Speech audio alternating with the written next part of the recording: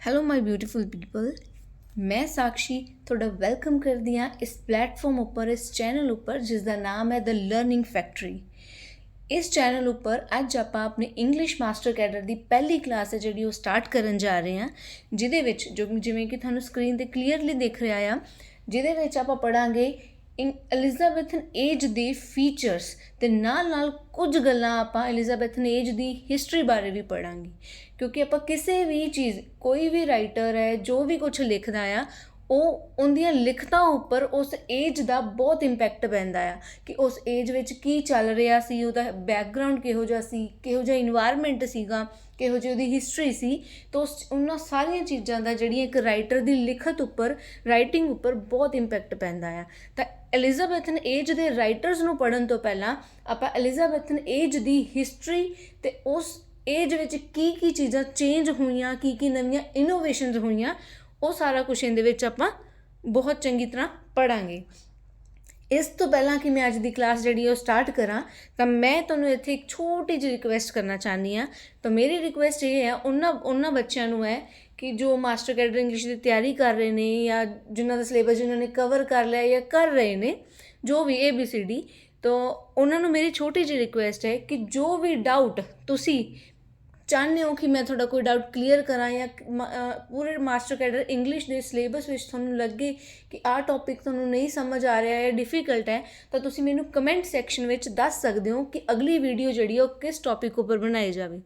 ਮੈਂ ਪੂਰੀ ਕੋਸ਼ਿਸ਼ ਕਰਾਂਗੀ ਕਿ ਮੈਂ ਤੁਹਾਡੀਆਂ ਉਮੀਦਾਂ 'ਤੇ ਖਰੀ ਉਤਰਾਂ ਅਤੇ ਤੁਹਾਡਾ ਹਰ ਡਾਊਟ ਜਿਹੜਾ ਇਸੇ ਪਲੈਟਫਾਰਮ 'ਤੇ ਕਲੀਅਰ ਕਰ ਪਾਵਾਂ। ਤਾਂ ਚਲੋ ਜੀ, ਹੁਣ ਆਪਾਂ ਅੱਗੇ ਵਧਦੇ ਹਾਂ ਜੀ, ਅੱਜ ਦੀ ਆਪਣੀ ਕਲਾਸ ਸਟਾਰਟ ਕਰਦੇ ਹਾਂ। ਤਾਂ ਆਪਣੀ ਕਲਾਸ ਦਾ ਜਿਹੜਾ ਮੇਨ ਟੌਪਿਕ ਅੱਜ ਦਾ ਹੈਗਾ ਉਹ ਹੈ features and history of Elizabethan age. ਤਾਂ ਲੈਟਸ ਸਟਾਰਟ। ਐਲਿਜ਼ਾਬੈਥਨ ਏਜ ਨੂੰ ਸਮਝਣ ਦੇ ਲਈ ਸਭ ਤੋਂ ਪਹਿਲੀ ਚੀਜ਼ ਕੀ ਜਾਣਨੀ ਜ਼ਰੂਰੀ ਹੈ ਕਿ ਐਲਿਜ਼ਾਬੈਥਨ ਏਜ ਦਾ ਟਾਈਮ ਪੀਰੀਅਡ ਕਿੰਨਾ ਹੈ। ਤਾਂ ਐਲਿਜ਼ਾਬੈਥਨ ਏਜ ਦਾ ਟਾਈਮ ਪੀਰੀਅਡ ਹੈ 1558 to 1603, ਯਾਨੀ ਕਿ 1603। ਠੀਕ ਹੈ ਜੀ, ਇਹ ਚੀਜ਼ ਯਾਦ ਰੱਖਣੀ ਹੈ। ਟਾਈਮ ਪੀਰੀਅਡ ਬਹੁਤ ਇੰਪੋਰਟੈਂਟ ਹੈ ਹਰ ਏਜ ਦਾ। ਜਿਹੜੀਆਂ ਵੀ ਏਜਸ ਆਪਾਂ ਅੱਗੇ ਕਰਾਂਗੇ, ਠੀਕ ਹੈ, ਉਹ ਹਰ ਏਜ ਦਾ ਟਾਈਮ ਪੀਰੀਅਡ ਬਹੁਤ ਇੰਪੋਰਟੈਂਟ ਹੈ, ਕਿਉਂਕਿ ਇਹਦੇ ਵਿੱਚੋਂ ਇੱਕ ਨਾ ਇੱਕ ਕੁਐਸਚਨ ਜਿਹੜਾ ਤੁਹਾਨੂੰ ਫਾਈਨਲ ਐਗਜ਼ਾਮ, ਜਿਹੜਾ ਤੁਹਾਡਾ ਮਾਸਟਰ ਕੈਡਰ ਦਾ ਐਗਜ਼ਾਮ ਹੈ, ਉਹਦੇ ਵਿੱਚ ਪਿਆ ਤੁਹਾਨੂੰ ਡੈਫੀਨੇਟਲੀ ਮਿਲ ਜਾਏਗਾ। ਮੈਂ ਇਹ ਨਹੀਂ ਕਹਾਂਗੀ ਕਿ ਅੱਜ ਮੈਂ ਜਿੰਨਾ ਪੜ੍ਹਾਵਾਂਗੀ ਸਾਰਾ ਦਾ ਸਾਰਾ ਪੇਪਰ 'ਚ ਪਾ ਦੇਣਗੇ ਉਹ, ਬਟ ਯੈਸ, ਅਗਰ ਤੁਸੀਂ ਇਸ ਕਲਾਸ ਨੂੰ ਧਿਆਨ ਨਾਲ ਸੁਣਦੇ ਹੋ ਤਾਂ ਇਸ ਕਲਾਸ ਵਿੱਚੋਂ ਤੁਹਾਨੂੰ 1 ਜਾਂ 2 ਨੰਬਰ ਦੇ, ਜੋ 1 ਜਾਂ 2 ਕੁਐਸਚਨ ਤੁਹਾਨੂੰ ਪੇਪਰ ਵਿੱਚ ਡੈਫੀਨੇਟਲੀ ਮਿਲ ਜਾਣਗੇ। ਸੋ ਪਲੀਜ਼ ਧਿਆਨ ਨਾਲ ਸੁਣਿਆ ਜੇ, ਫੋਕਸ ਰੱਖਿਆ ਜੇ। ਕੋਈ ਡਾਊਟ ਹੋਇਆ ਤਾਂ ਮੈਨੂੰ ਕਮੈਂਟ ਸੈਕਸ਼ਨ ਵਿੱਚ ਪੁੱਛ ਸਕਦੇ ਹੋ, ਕਿਉਂਕਿ ਕਮੈਂਟ ਸੈਕਸ਼ਨ ਤੁਹਾਡਾ ਹੈ ਜੀ, ਤਾਂ ਤੁਸੀਂ ਜਦੋਂ ਜੋ ਮਰਜ਼ੀ ਡਾਊਟ ਮੈਨੂੰ ਪੁੱਛ ਸਕਦੇ ਹੋ। ਸੋ ਸਭ ਤੋਂ ਪਹਿਲੀ ਚੀਜ਼ ਐਲਿਜ਼ਾਬੈਥਨ ਏਜ ਬਾਰੇ ਜੋ ਆਪਾਂ ਚੰਗੀ ਤਰ੍ਹਾਂ ਯਾਦ ਰੱਖਣੀ ਆ, ਉਹ ਕੀ ਹੈ ਕਿ ਇਸ ਏਜ ਦਾ ਟਾਈਮ ਪੀਰੀਅਡ, ਇਸ ਏਜ ਦਾ ਟਾਈਮ ਪੀਰੀਅਡ ਕਿੰਨਾ ਹੈ? 1558 ਤੋਂ ਲੈ ਕੇ 1603। ਆਈ ਐਮ ਰਿਪੀਟਿੰਗ ਦਿਸ, 1558 ਤੋਂ ਲੈ ਕੇ 1603। ਮੇਰੇ ਨਾਲ ਰਿਪੀਟ ਕਰਿਆ ਕਰੋ ਇਹ ਚੀਜ਼। 1558 ਤੋਂ 1603 ਐਲਿਜ਼ਾਬੈਥਨ ਏਜ ਦਾ ਟਾਈਮ ਪੀਰੀਅਡ ਹੈ। ਹੁਣ ਇਹਨੂੰ ਐਲਿਜ਼ਾਬੈਥਨ ਏਜ ਕਿਉਂ ਕਿਹਾ ਜਾਂਦਾ ਹੈ? ਸਾਕਸ਼ੀ ਏਜ ਕਿਉਂ ਨਹੀਂ ਕਹਿਤਾ? ਮੇਰੇ ਨਾਮ 'ਤੇ ਕਿਉਂ ਨਹੀਂ ਕਹਿਤਾ? ਵੀ ਤੁਹਾਡੇ ਨਾਮ 'ਤੇ ਕਿਉਂ ਨਹੀਂ ਕਹਿਤਾ? ਐਲਿਜ਼ਾਬੈਥਨ ਏਜ ਹੀ ਕਿਉਂ ਕਿਹਾ? ਕਿਉਂਕਿ ਇਸ ਏਜ ਵਿੱਚ ਜਿਹੜਾ ਰਾਜ ਸੀਗਾ, ਰਾਜ ਗੱਦੀ, ਆਪਾਂ ਬੋਲਦੇ ਨਾ ਕਿ ਪੁਰਾਣੇ ਜ਼ਮਾਨੇ ਵਿੱਚ ਰਾਜੇ ਮਹਾਰਾਜੇ ਰਾਜ ਕਰਦੇ ਹੁੰਦੇ ਸੀ, ਤਾਂ ਰਾਜ ਗੱਦੀ ਉੱਪਰ ਕੌਣ ਬੈਠਾ ਸੀ? Queen Elizabeth I। ਤਾਂ ਕੁਈਨ ਐਲਿਜ਼ਾਬੈਥ I ਦੇ ਨਾਮ 'ਤੇ ਇਸ ਏਜ ਦਾ ਨਾਮ ਰੱਖਿਆ ਗਿਆ ਐਲਿਜ਼ਾਬੈਥਨ ਏਜ। ਔਰ ਸਿਰਫ ਇਹਨੂੰ ਐਲਿਜ਼ਾਬੈਥਨ ਏਜ ਹੀ ਨਹੀਂ ਕਿਹਾ ਜਾਂਦਾ, ਇਹਨੂੰ ਐਲਿਜ਼ਾਬੈਥਨ ਏਜ ਦੇ ਨਾਲ ਸ਼ੇਕਸਪੀਰੀਅਨ ਏਜ ਵੀ ਕਿਹਾ ਜਾਂਦਾ ਹੈ। ਕਿਉਂ? ਕਿਉਂਕਿ ਇਸ ਏਜ ਦਾ ਸਭ ਤੋਂ ਵੱਡਾ ਡਰਾਮੇਟਿਸਟ ਜਿਹਨੂੰ ਮੰਨਿਆ ਗਿਆ ਉਹ Shakespeare C, William Shakespeare. I hope ਤੁਸੀਂ ਸਾਰਿਆਂ ਨੇ ਉਹਦਾ ਨਾਮ ਸੁਣਿਆ ਹੋਏਗਾ। ਅਤੇ ਇਸ ਏਜ ਦਾ ਸਭ ਤੋਂ ਵੱਡਾ ਜਿਹੜਾ ਡਰਾਮੇਟਿਸਟ ਸੀ ਵਿਲੀਅਮ ਸ਼ੇਕਸਪੀਅਰ ਸੀ, ਇਸ ਕਰਕੇ ਉਹਦੇ ਨਾਮ 'ਤੇ ਵੀ ਇਸ ਏਜ ਦਾ ਨਾਮ ਸੀ ਸ਼ੇਕਸਪੀਰੀਅਨ ਏਜ, ਇਹਦਾ ਨਾਮ ਸੀ। ਅਤੇ ਇਸ ਤੋਂ ਇਲਾਵਾ ਇਹਨੂੰ ਰੈਨੇਸਾ ਵੀ ਕਿਹਾ ਜਾਂਦਾ ਹੈ। ਰੈਨੇਸਾ ਦਾ ਮਤਲਬ ਹੈ ਰੀਬਰਥ, ਪੁਨਰ ਜਾਗਰਣ, ਕਿਸੇ ਚੀਜ਼ ਦਾ ਨਵਾਂ ਜਨਮ ਹੋਣਾ, ਰੈਨੇਸਾ ਦਾ ਨਾਮ ਹੈ। ਆ ਦੇਖੋ, ਆਪਾਂ ਇੱਥੇ ਇਸ ਪੁਆਇੰਟ 'ਚ ਆਪਾਂ ਇਹ ਚੀਜ਼ ਪੜ੍ਹਨੀ ਹੈ ਕਿ ਪਾਰਟ ਆਫ ਇੰਗਲਿਸ਼ ਰੈਨੇਸਾ ਜੋ ਵਰਡ ਲਿਖਿਆ ਨਾ, ਇਹਦਾ ਮਤਲਬ ਹੈ ਪੁਨਰ ਜਾਗਰਣ, ਰੀਬਰਥ, ਕਿਸੇ ਚੀਜ਼ ਦਾ, ਕਿਸੇ ਨਵਾਂ ਜਨਮ ਹੋਣਾ। ठीक है, किसी चीज़ का दोबारा जन्म लेना, यानी कि ਉਹਨੂੰ ਉਹਦੇ ਵਿੱਚ ਨਵੀਆਂ ਡਿਸਕਵਰੀਜ਼ ਹੋਣਾ, ਨਵੇਂ ਆਈਡੀਆਜ਼ ਦਾ ਆਉਣਾ, ਠੀਕ ਹੈ, ਉਹ ਡਿਵੈਲਪ ਹੋ ਕੇ ਪੁਨਰ ਜਾਗਰਣ ਹੋਣਾ, ਉਹਦਾ ਨਵਾਂ ਜਨਮ ਹੋਣਾ, ਰੀਬਰਥ ਹੋਣਾ। ਤਾਂ ਇਹਨੂੰ ਰੈਨੇਸਾ ਦਾ ਪਾਰਟ ਵੀ ਬੋਲਿਆ ਜਾਂਦਾ ਹੈਗਾ, ਠੀਕ ਹੈ। ਤੇ ਇਹ ਚੀਜ਼ ਧਿਆਨ ਰੱਖਣੀ ਹੈ, ਬਹੁਤ ਇੰਪੋਰਟੈਂਟ ਹੈ ਇਹ ਚੀਜ਼ ਕਿ ਇਹ ਪਾਰਟ ਆਫ ਇੰਗਲਿਸ਼ ਰੈਨੇਸਾ ਕਿਹਾ ਗਿਆ ਇਸ ਏਜ ਨੂੰ। ਰੈਨੇਸਾ ਦਾ ਟੋਟਲ ਟਾਈਮ ਪੀਰੀਅਡ ਸੀ 1500 ਤੋਂ ਲੈ ਕੇ 1600। ਹੁਣ ਤੁਸੀਂ ਆਪ ਦੇਖੋ ਜੀ, ਆਪਣੀ ਏਜ ਐਲਿਜ਼ਾਬੈਥਨ ਏਜ ਸਟਾਰਟ ਹੋਈ 1558 ਤੋਂ, ਠੀਕ ਹੈ। ਤਾਂ 1558 ਤੋਂ 1603, ਯਾਨੀ ਕਿ ਇਹ ਇੰਗਲਿਸ਼ ਰੈਨੇਸਾ ਦਾ ਪਾਰਟ ਹੈ ਇਹ ਏਜ। ਤੇ ਇਹ ਚੀਜ਼ ਭੁੱਲਣੀ ਨਹੀਂ। ਹੁਣ ਇਹ ਚੀਜ਼ ਦੇ ਆਪਾਂ 3 ਨਾਮ ਕਰ ਲਏ। ਪਹਿਲੀ ਚੀਜ਼, ਪਹਿਲਾਂ ਕੀ ਕੀਤਾ, ਐਲਿਜ਼ਾਬੈਥਨ ਏਜ। ਕਿਉਂ ਕਿਹਾ ਐਲਿਜ਼ਾਬੈਥਨ ਏਜ? ਕਿਉਂਕਿ ਕੁਈਨ ਐਲਿਜ਼ਾਬੈਥ 1 ਦੇ ਨਾਮ 'ਤੇ ਉਸ ਟਾਈਮ ਕੁਈਨ ਐਲਿਜ਼ਾਬੈਥ 1 ਦਾ ਰਾਜ ਸੀ, ਇਸ ਕਰਕੇ ਇਹਨੂੰ ਐਲਿਜ਼ਾਬੈਥਨ ਏਜ ਕਿਹਾ। ਦੂਸਰਾ ਨਾਮ ਕੀ ਦਿੱਤਾ ਆਪਾਂ ਇਹਨੂੰ? ਸ਼ੇਕਸਪੀਰੀਅਨ ਏਜ, ਕਿਉਂਕਿ ਸ਼ੇਕਸਪੀਅਰ ਇਸ ਏਜ ਦਾ ਗ੍ਰੇਟੈਸਟ ਡਰਾਮੈਟਿਸਟ ਮੰਨਿਆ ਗਿਆ ਆ। ਤਾਂ ਤੀਸਰਾ ਨਾਮ ਕੀ ਦਿੱਤਾ? ਰੈਨੇਸਾ, ਕਿਉਂਕਿ ਇਹ ਰੈਨੇਸਾ ਦਾ ਪਾਰਟ ਹੈ। ਰੈਨੇਸਾ ਮਤਲਬ ਰੀਬਰਥ, ਯਾਨੀ ਕਿ ਪੁਨਰ ਜਾਗਰਣ। ਹਾਂਜੀ, ਹੁਣ ਆਪਾਂ ਐਲਿਜ਼ਾਬੈਥ ਦੀ ਗੱਲ ਕਰਦੇ ਪਏ ਸੀ। ਤਾਂ ਐਲਿਜ਼ਾਬੈਥ ਜਿਹੜੀ ਹੈ ਉਹ ਕਿਹਦੇ ਨਾਲ ਬਿਲੋਂਗ ਕਰਦੀ ਹੈ? ਉਹ ਟਿਊਡਰ ਫੈਮਿਲੀ ਤੋਂ ਬਿਲੋਂਗ ਕਰਦੀ ਹੈ,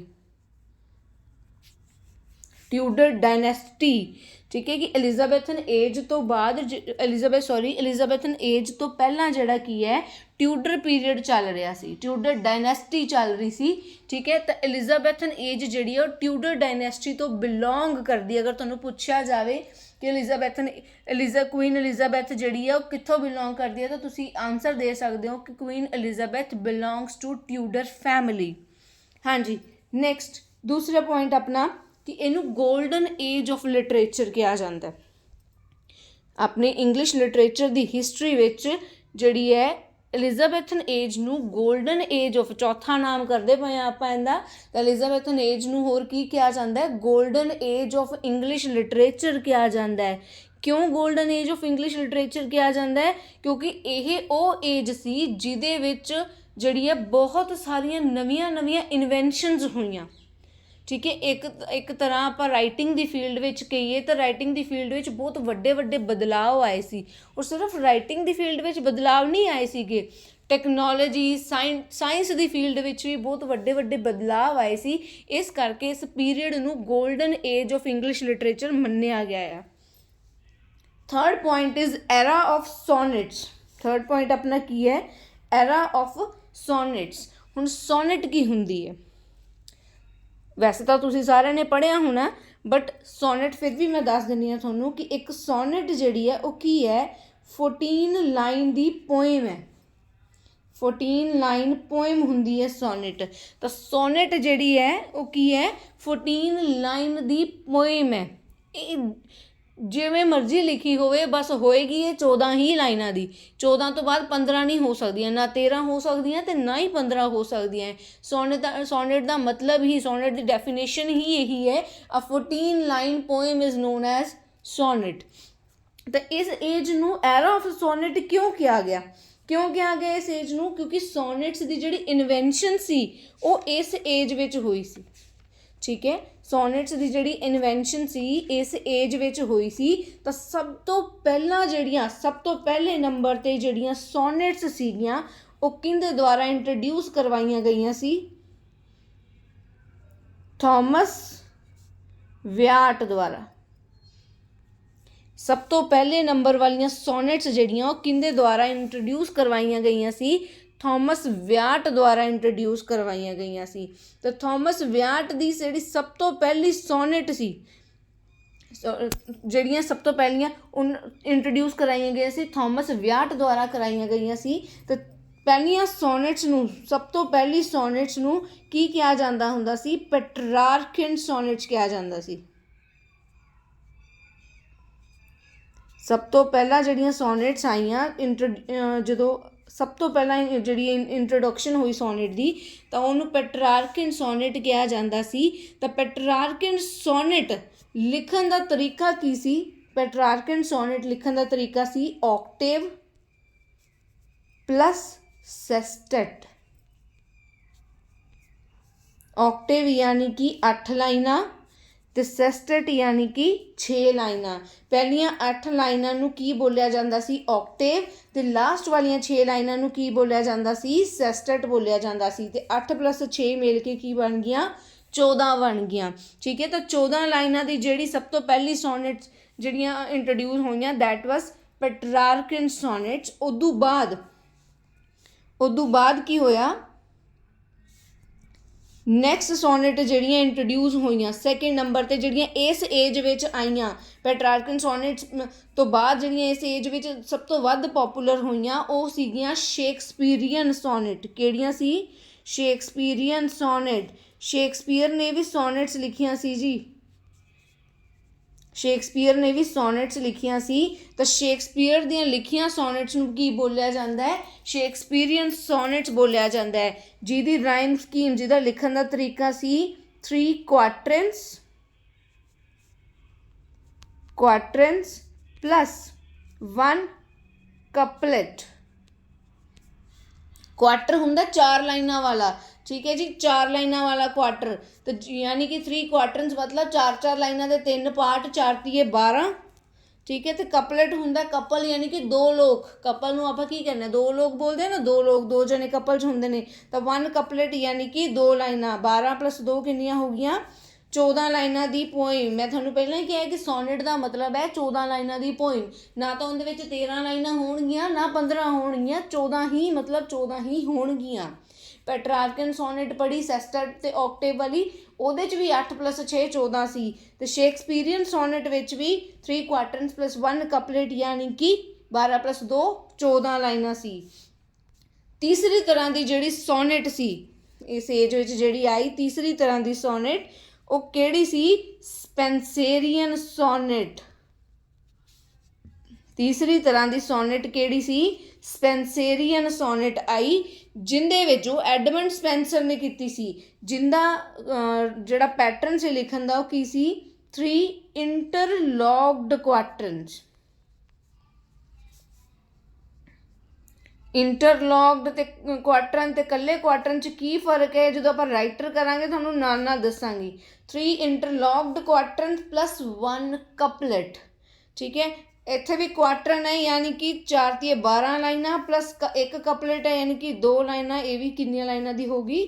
14 ਲਾਈਨਾਂ ਦੀ ਹੋ ਗਈ। ਤਾਂ ਤੀਸਰੀ ਜਿਹੜੀ ਸੋਨੇਟ ਆਈ ਉਹ ਕਿਹੜੀ ਸੀ? ਸਪੈਂਸੇਰੀਅਨ ਸੋਨੇਟ ਸੀ, ਜੋ ਐਡਮੰਡ ਸਪੈਂਸਰ ਨੇ ਇਨਵੈਂਟ ਕੀਤੀ ਸੀ। ਹਾਂਜੀ, ਠੀਕ ਹੈ। ਇਸ ਕਰਕੇ ਇਹਦੇ ਵਿੱਚ ਜਿਹੜੀਆਂ ਸੋਨੇਟਸ ਬਹੁਤ ਪੋਪੂਲਰ ਹੋਈਆਂ, ਇੰਟਰੋਡਿਊਸ ਹੋਈਆਂ, ਇਸ ਕਰਕੇ ਇਹਨੂੰ ਐਰਾ ਆਫ ਸੋਨੇਟਸ ਵੀ ਕਿਹਾ ਜਾਂਦਾ ਆ। ਪਾਰਟ ਆਫ ਇੰਗਲਿਸ਼ ਰੈਨੇਸਾ ਆਪਾਂ ਆਲਰੇਡੀ ਪੜ੍ਹ ਚੁੱਕੇ ਹਾਂ। ਕਿਉਂ ਇਹਨੂੰ ਇੰਗਲਿਸ਼ ਰੈਨੇਸਾ ਦਾ ਪਾਰਟ ਕਿਹਾ ਜਾਂਦਾ ਹੈ? ਕਿਉਂਕਿ ਇੰਗਲਿਸ਼ ਰੈਨੇਸਾ ਦਾ ਹਿੱਸਾ ਆ। ਉਹਦੇ ਟਾਈਮ ਪੀਰੀਅਡ ਮੈਂ ਤੁਹਾਨੂੰ ਦੱਸ ਚੁੱਕੀ ਹਾਂ। ਤਾਂ ਨੈਕਸਟ ਆਪਣੇ ਕੋਲ ਆ ਜਾਂਦਾ ਟਾਈਮ ਆਫ ਨਿਊ ਆਈਡੀਆਜ਼। ਠੀਕ ਹੈ ਜੀ, ਇਹ ਇੱਕ ਇਹੋ ਜਿਹਾ ਟਾਈਮ ਸੀ ਜਿਹਦੇ ਵਿੱਚ ਨਵੇਂ ਆਈਡੀਆਜ਼ ਜਿਹੜੇ ਹੈ ਉਹ ਇਨਵੈਂਟ ਹੋਏ। ਠੀਕ ਹੈ, ਚਾਹੇ ਉਹ ਲਿਟਰੇਚਰ ਦੇ ਪਾਰਟ ਨੂੰ ਲੈ ਕੇ ਕਹੀਏ, ਚਾਹੇ ਰਾਈਟਰਸ ਦੇ ਲਿਖਣ ਦੇ ਤਰੀਕੇ ਨੂੰ ਲੈ ਕੇ ਕਹੀਏ, ਜਾਂ ਫਿਰ ਆਪਾਂ ਸਾਇੰਸ ਦੇ ਬਿਹਾਫ 'ਤੇ ਕਹੀਏ ਕਿ ਇਹਦੇ ਵਿੱਚ ਨਵੇਂ ਜਿਹੜੇ ਤਰੀਕੇ ਜਿਹੜੇ ਇਨਵੈਂਟ ਹੋਏ ਸੀ। ਇਹ ਇੱਕ ਤਰ੍ਹਾਂ ਦਾ ਪਿਛਲੀਆਂ ਜਿਹੜੀਆਂ ਇਸ ਤੋਂ ਪਹਿਲਾਂ ਵਾਲੀਆਂ ਜਿਹੜੀਆਂ ਏਜਿਸ ਸੀ ਨਾ, ਠੀਕ ਹੈ, ਉਹਦੇ ਵਿੱਚ ਨੈਗੇਟਿਵਿਟੀ ਬਹੁਤ ਸੀ। ਤਾਂ ਇੱਕ ਤਰ੍ਹਾਂ ਦਾ ਇਹ ਰੀਬਰਥ ਹੋਇਆ ਸੀ ਡਾਰਕ ਏਜਿਸ ਤੋਂ ਮਾਡਰਨ ਏਜ ਵੱਲ, ਇੱਕ ਤਰ੍ਹਾਂ ਦਾ ਇਹ ਰੀਬਰਥ ਹੋਇਆ ਸੀ। ਆਈ ਹੋਪ ਤੁਹਾਨੂੰ ਇੰਨਾ ਕਲੀਅਰ ਹੋ ਗਿਆ ਹੋਏਗਾ। ਹਾਂਜੀ, ਨੈਕਸਟ ਆਪਾਂ ਕੀ ਪੜ੍ਹਨਾ ਇਹਦੇ ਵਿੱਚ? ਨੈਕਸਟ ਆਪਣਾ ਪੁਆਇੰਟ ਕੀ ਹੈ? Time of Discovery. ਇਹ ਕੀ ਸੀਗਾ? ਇੱਕ ਤਰ੍ਹਾਂ ਦਾ ਟਾਈਮ ਆਫ ਡਿਸਕਵਰੀ ਸੀ। ਇਹਦੇ ਵਿੱਚ ਕਾਫੀ ਸਾਰੀਆਂ ਜਿਹੜੀਆਂ ਇਨਵੈਂਸ਼ਨਸ ਹੋਈਆਂ ਸੀ। ਇੱਕ ਇਨਵੈਂਸ਼ਨ ਤਾਂ ਆਪਾਂ ਇੱਥੇ ਹੁਣੇ ਅਗਲੇ ਪੁਆਇੰਟ 'ਚ ਪੜ੍ਹ ਹੀ ਰਹੇ ਹਾਂ, ਟ੍ਰੈਜਿਕ ਕਾਮੇਡੀ। ਠੀਕ ਹੈ, ਟ੍ਰੈਜਿਕ ਕਾਮੇਡੀ ਇਹ ਕੀ ਹੈ ਕਿ ਇਸ ਤੋਂ ਪਹਿਲਾਂ ਤੱਕ, ਹੁਣ ਟ੍ਰੈਜਿਕ ਕਾਮੇਡੀ ਕੀ ਹੈ? ਨਵੀਂ ਟਰਮ ਜਿਹੜੀ ਇੰਟਰੋਡਿਊਸ ਹੋਈ ਸੀ, ਨਵਾਂ ਜਨਰ ਇੰਟਰੋਡਿਊਸ ਹੋਇਆ ਸੀ। ਤਾਂ ਇਸ ਤੋਂ ਪਹਿਲਾਂ ਤੱਕ ਜਿਹੜੀਆਂ ਏਜਸ ਸੀਗੀਆਂ ਉਹਦੇ ਵਿੱਚ ਜਾਂ ਤਾਂ ਟ੍ਰੈਜਡੀ ਲਿਖੀ ਜਾਂਦੀ ਸੀ, ਠੀਕ ਹੈ, ਜਾਂ ਫਿਰ ਕਾਮੇਡੀ ਲਿਖੀ ਜਾਂਦੀ ਸੀ। ਇਸ ਤੋਂ ਪਹਿਲਾਂ ਤੱਕ ਦੀਆਂ ਏਜਿਸ ਵਿੱਚ ਜਾਂ ਤਾਂ ਟ੍ਰੈਜਡੀ ਲਿਖੀ ਜਾਂਦੀ ਸੀ ਜਾਂ ਫਿਰ ਰਾਈਟਰ ਕਾਮੇਡੀ ਲਿਖਦੇ ਸੀ। ਲੇਕਿਨ ਇਹ ਇੱਕ ਇੱਦਾਂ ਦੀ ਏਜ ਸੀ ਜਿਹਦੇ ਵਿੱਚ ਇਹਨਾਂ ਦੋਨਾਂ ਨੂੰ ਮਿਲਾ ਕੇ ਇੱਕ ਨਵਾਂ ਜਨਰ ਇੰਟਰੋਡਿਊਸ ਕੀਤਾ ਗਿਆ, ਟ੍ਰੈਜਿਕ ਕਾਮੇਡੀ। ਟ੍ਰੈਜਿਕ ਕਾਮੇਡੀ ਜਿਹਦੇ ਵਿੱਚ ਕਾਮਿਕ ਐਲੀਮੈਂਟਸ ਵੀ ਹੋਣ ਅਤੇ ਟ੍ਰੈਜਡੀ ਵਾਲਾ ਪਾਰਟ ਵੀ ਹੋਵੇ। ठीक है जी। तो इस एज में ये नवा जॉनर इंट्रोड्यूस किया गया, नवी डिस्कवरी की गई। ठीक है, एक चीज़ ये होर भी नवी डिस्कवर हुई सी कि पोइट्री ये नहीं कह रही कि पहला इस तो पहला पोइट्री नहीं लिखी गई। ਇਹਦੇ ਵਿੱਚ ਕੀ ਹੋਇਆ ਸੀ ਇਸ ਏਜ ਵਿੱਚ ਕਿ ਇਸ ਏਜ ਵਿੱਚ ਜਿਹੜੀ ਪੋਇਟਰੀ ਸੀ ਉਹ ਨੈਰੇਟਿਵ ਪਾਰਟ ਤੋਂ ਸ਼ਿਫਟ ਹੋ ਕੇ ਲਿਰਿਕ ਹੋ ਗਈ। ਹੁਣ ਨੈਰੇਟਿਵ ਪੋਇਟਰੀ ਕਿਹੜੀ ਹੁੰਦੀ ਹੈ ਤੇ ਲਿਰਿਕ ਪੋਇਟਰੀ ਕਿਹੜੀ ਹੁੰਦੀ ਹੈ ਉਹਦੇ ਬਾਰੇ ਗੱਲ ਕਰਦੇ ਹਾਂ। ਨੈਰੇਟਿਵ मतलब ਨਰੇਟ ਕਰਨਾ, ਕੋਈ ਚੀਜ਼ ਨਰੇਟ ਕਰਨਾ, ਜਿਵੇਂ ਸਟੋਰੀ ਨਰੇਟ ਕਰਨਾ। ਤਾਂ ਨੈਰੇਟਿਵ ਪੋਇਟਰੀ ਉਹ ਪੋਇਟਰੀ ਹੁੰਦੀ ਹੈ ਜਿਹਦੇ ਵਿੱਚ ਕੋਈ ਸਟੋਰੀ ਨਰੇਟ ਕੀਤੀ ਗਈ ਹੋਵੇ, ਕੋਈ ਸਟੋਰੀ ਦੱਸੀ ਗਈ ਹੋਵੇ। ਨੈਰੇਟਿਵ ਪੋਇਟਰੀ ਬੇਸਿਕਲੀ ਟੈਲਸ ਅ ਸਟੋਰੀ, ਜਿਵੇਂ ਐਪਿਕ। ਠੀਕ ਹੈ ਜੀ। ਤਾਂ ਨੈਰੇਟਿਵ ਪੋਇਟਰੀ ਕਿਹੜੀ ਹੁੰਦੀ ਹੈ ਜਿਹਦੇ ਵਿੱਚ ਕੋਈ ਸਟੋਰੀ ਨਰੇਟ ਕੀਤੀ ਗਈ ਹੋਵੇ, ਕੋਈ ਸਟੋਰੀ ਦੱਸੀ ਗਈ ਹੋਵੇ। ਤਾਂ ਇਸ ਏਜ ਤੋਂ ਪਹਿਲਾਂ ਤੱਕ ਜਿਹੜੀ ਪੋਇਟਰੀ ਲਿਖੀ ਜਾਂਦੀ ਸੀ ਉਹ ਜ਼ਿਆਦਾਤਰ ਨੈਰੇਟਿਵ ਹੁੰਦੀ ਸੀ। ਆਪਾਂ ਚੌਸਰ ਨੂੰ ਪੜ੍ਹੀਏ ਜਾਂ ਆਪਾਂ ਇਸ ਤੋਂ ਪਹਿਲਾਂ ਦੇ ਰਾਈਟਰਸ ਨੂੰ ਪੜ੍ਹੀਏ ਤਾਂ ਆਪਾਂ ਦੇਖਾਂਗੇ ਕਿ ਉਹਨਾਂ ਨੇ ਜੋ ਪੋਇਟਰੀ ਲਿਖੀ ਹੈ ਉਹ ਕੀ ਹੈਗੀ ਆ, ਉਹ ਨੈਰੇਟਿਵ ਪੋਇਟਰੀ ਹੈ ਸਾਰੀ, ਜਿਹਦੇ ਵਿੱਚ ਕਹਾਣੀਆਂ ਦੱਸੀਆਂ ਗਈਆਂ ਨੇ ਆਪਾਂ ਨੂੰ। ਪਰ ਇੱਕ ਆਹ ਏਜ ਹੈ ਜਿਹਦੇ ਵਿੱਚ ਜਿਹੜਾ ਪੋਇਟਰੀ ਦਾ ਪਾਰਟ ਸੀ ਉਹ ਨੈਰੇਟਿਵ ਤੋਂ ਸ਼ਿਫਟ ਹੋ ਕੇ ਕਿਹਦੇ 'ਤੇ ਆ ਗਿਆ, ਲਿਰਿਕ 'ਤੇ ਆ ਗਿਆ। ਲਿਰਿਕ ਪੋਇਟਰੀ ਕਿਹੜੀ ਹੁੰਦੀ ਹੈ, ਜੋ ਬੇਸਿਕਲੀ ਗਾਉਣ ਵਾਸਤੇ ਲਿਖੀ ਜਾਂਦੀ ਹੈ। ਲਿਰਿਕ ਪੋਇਟਰੀ ਉਹ ਪੋਇਟਰੀ ਹੈ ਜੋ ਬੇਸਿਕਲੀ ਲਿਖੀ ਕਾਹਦੇ ਵਾਸਤੇ ਜਾਂਦੀ ਹੈ, ਗਾਉਣ ਵਾਸਤੇ ਲਿਖੀ ਜਾਂਦੀ ਹੈ। ਫੋਰ ਐਗਜ਼ਾਮਪਲ ਆਪਾਂ ਕਹੀਏ ਐਲਜੀ। ਠੀਕ ਹੈ, ਐਲਜੀ ਆਪਾਂ ਗਾਉਣੇ ਆ ਜਾਂ ਗਾਉਣ ਵਾਸਤੇ ਲਿਖੀ ਜਾਂਦੀ ਹੈ। ਤਾਂ ਇੱਦਾਂ ਦੀ ਪੋਇਟਰੀ ਜੋ ਮਤਲਬ ਲਿਖੀ ਜ਼ਰੂਰ ਜਾਂਦੀ ਹੈ ਪਰ ਇਹਦਾ ਮੇਨ ਮੋਟਿਵ ਕੀ ਹੁੰਦਾ, ਇਹਨੂੰ ਗਾਣਾ ਹੁੰਦਾ, ਸਿੰਗ ਕਰਨਾ ਹੁੰਦਾ। ਲੇਕਿਨ ਨੈਰੇਟਿਵ ਪੋਇਟਰੀ ਦਾ ਮੇਨ ਲਿਰਿਕ ਪੋਇਟਰੀ ਵਿੱਚ ਬੇਸਿਕਲੀ ਆਪਾਂ ਆਪਣੇ ਇਮੋਸ਼ਨਸ ਐਕਸਪ੍ਰੈਸ ਕਰਦੇ ਹਾਂ ਅਤੇ ਉਹਨੂੰ ਗਾਇਆ ਜਾਂਦਾ। ਮੈਂ ਨਹੀਂ ਕਹਿੰਦੀ ਕਿ ਉਹਨੂੰ ਲਿਖਿਆ ਨਹੀਂ ਜਾ ਸਕਦਾ ਜਾਂ ਉਹਨੂੰ ਪੜ੍ਹਿਆ ਨਹੀਂ ਜਾ ਸਕਦਾ, ਬਟ ਮੇਨ ਮੋਟਿਵ ਹੁੰਦਾ ਉਹਨੂੰ ਗਾਣਾ ਹੁੰਦਾ ਅਤੇ ਉਹਦੇ ਵਿੱਚ ਆਪਾਂ ਪਰਸਨਲ ਇਮੋਸ਼ਨਸ ਜਿਹੜੇ ਉਹ ਐਕਸਪ੍ਰੈਸ ਕਰਦੇ ਹਾਂ। ਲੇਕਿਨ ਨੈਰੇਟਿਵ ਪੋਇਟਰੀ ਵਿੱਚ ਇੱਕ ਸਟਾਰਟਿੰਗ ਹੁੰਦੀ ਹੈ, ਇੱਕ ਬਿਗਨਿੰਗ ਹੁੰਦੀ ਹੈ, ਇੱਕ ਮਿਡਲ ਹੁੰਦਾ, ਇੱਕ ਐਂਡ ਹੁੰਦਾ, ਜਿਹਦੇ ਥਰੂ ਆਪਾਂ ਇੱਕ ਸਟੋਰੀ ਨਰੇਟ ਕਰਦੇ ਹਾਂ। ਠੀਕ ਹੈ ਜੀ। ਤਾਂ ਇਹ ਜਿਹੜੀਆਂ ਨਵੀਆਂ ਇਨਵੈਂਸ਼ਨਸ ਇਹਦੇ ਵਿੱਚ ਹੋਈਆਂ ਸੀ ਅਤੇ ਇਸ ਟਾਈਮ ਦੇ ਰਾਈਟਰਸ ਦਾ ਜਿਹੜਾ ਕੀ ਹੈ ਮਾਈਂਡ ਸੈੱਟ ਵੀ ਪਹਿਲਾਂ ਦੇ ਨਾਲੋਂ ਬਹੁਤ ਜ਼ਿਆਦਾ ਬਰੋਡ ਹੋ ਗਿਆ ਸੀ, ਇੰਡੀਪੈਂਡੈਂਟ ਹੋ ਗਿਆ ਸੀ। ਉਹ ਆਪਣੇ ਮੂੰਹ ਮੁਹਾਰੇ ਲਿਖਣ ਲੱਗ ਗਏ ਸੀਗੇ। ਉਹਨਾਂ ਨੂੰ ਮਤਲਬ ਐਂ ਕਹਿ ਲਓ ਕਿ ਇਸ ਟਾਈਮ ਦੇ ਰਾਈਟਰਸ ਨੂੰ ਜ਼ਿਆਦਾ ਇੰਟਰਸਟ ਹਿਊਮੈਨਿਜ਼ਮ ਨਾਲ ਹੋ ਗਿਆ ਸੀਗਾ, ਹਿਊਮੈਨਿਜ਼ਮ ਵਿੱਚ ਪੈ ਗਿਆ ਸੀਗਾ। ਅਤੇ ਇੱਕ ਨਵੀਂ ਸਪਿਰਿਟ ਜਿਹੜੀ ਇੰਡੀਵਿਜੂਅਲਿਜ਼ਮ ਦੀ ਜਿਹੜੀ ਆ ਉਹ ਇਸ ਟਾਈਮ ਦੇ ਰਾਈਟਰਸ ਵਿੱਚ ਆਪਾਂ ਨੂੰ ਦੇਖਣ ਨੂੰ ਮਿਲਦੀ ਸੀ। ਠੀਕ ਹੈ ਜੀ। ਤਾਂ ਇਸ ਟਾਈਮ ਦੇ ਰਾਈਟਰਸ ਦਾ ਜਿਹੜਾ ਮੇਨ ਫੰਡਾ ਸੀ ਉਹ ਸੀ ਨੇਚਰ। ਤਾਂ ਨੇਚਰ ਜਿਹੜਾ ਸੀਗਾ ਬੇਸ ਬਣ ਗਿਆ ਸੀਗਾ ਆਰਟ ਦਾ, ਆਪਾਂ ਕਹੀਏ ਕਲਾ ਦਾ ਬੇਸ ਬਣ ਗਿਆ ਸੀ ਨੇਚਰ। ਤਾਂ ਇਸ ਟਾਈਮ ਨੂੰ ਆਪਾਂ history of golden history of English ਦੇ ਨਾਮ ਨਾਲ ਵੀ ਜਾਣ ਸਕਦੇ ਹਾਂ, ਕਿਉਂਕਿ ਇਸ ਟਾਈਮ ਵਿੱਚ ਇੱਦਾਂ ਲਗਾ ਲਓ ਕਿ ਇੱਕ ਤਰ੍ਹਾਂ ਨਾਲ ਲਿਟਰੇਚਰ ਦਾ ਪੁਨਰ ਜਾਗਰਣ ਹੋਇਆ ਸੀ, ਲਿਟਰੇਚਰ ਦਾ ਰੀਬਰਥ ਹੋਇਆ ਸੀ। ਇਸ ਕਰਕੇ ਆਪਾਂ ਇਹਨੂੰ golden age of English literature ਵੀ ਕਹਿੰਦੇ ਹਾਂ ਜੀ। ਆਈ ਹੋਪ ਤੁਹਾਨੂੰ ਅੱਜ ਦੀ ਕਲਾਸ ਵਿੱਚ ਜੋ ਮੈਂ ਗੱਲਾਂ ਦੱਸੀਆਂ ਨੇ ਉਹ ਕਲੀਅਰ ਹੋ ਗਈਆਂ ਹੋਣਗੀਆਂ। ਅਤੇ ਜੇ ਕੋਈ ਡਾਊਟ ਹੋਵੇ ਅੱਜ ਦੀ ਕਲਾਸ ਨੂੰ ਲੈ ਕੇ ਤਾਂ ਤੁਸੀਂ ਮੈਨੂੰ ਕਮੈਂਟ ਸੈਕਸ਼ਨ ਵਿੱਚ ਮੈਸੇਜ ਕਰ ਸਕਦੇ ਹੋ, ਕਮੈਂਟਸ ਕਰ ਸਕਦੇ ਹੋ। ਕਲਾਸ ਕਿਵੇਂ ਲੱਗੀ ਉਹ ਵੀ ਤੁਸੀਂ ਦੱਸ ਸਕਦੇ ਹੋ। ਔਰ ਇਸ ਤੋਂ ਬਾਅਦ ਤੁਸੀਂ ਕਿਸ ਵੀਡੀਓ ਉੱਪਰ ਜਿਹੜੀ ਮਤਲਬ ਕਿਸ ਟੌਪਿਕ ਉੱਪਰ ਵੀਡੀਓ ਦੇਖਣਾ ਚਾਹੁੰਦੇ ਹੋ ਤਾਂ ਉਹ ਵੀ ਮੈਨੂੰ ਦੱਸ ਸਕਦੇ ਹੋ। ਮੈਂ ਪੂਰੀ ਕੋਸ਼ਿਸ਼ ਕਰਾਂਗੀ ਕਿ ਜਲਦ ਤੋਂ ਜਲਦ ਤੁਹਾਡੇ ਡਾਊਟਸ ਜਿਹੜੇ ਉਹ ਮੈਂ ਕਲੀਅਰ ਕਰ ਦੇਵਾਂ। Thank you very much. Have a good day.